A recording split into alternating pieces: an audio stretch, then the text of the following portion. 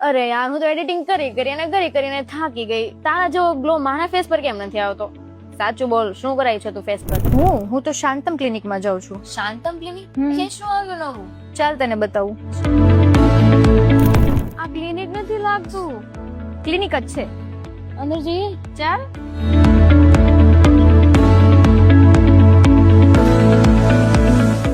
અને તને ખબર છે, પિમ્પલ, પિગમેન્ટેશન, ડલ સ્કિન, એકને, hair fall, laser hair reduction, Hydra facial and hair treatment, આ બધી જ વસ્તુ બજેટ ફ્રેન્ડલી છે.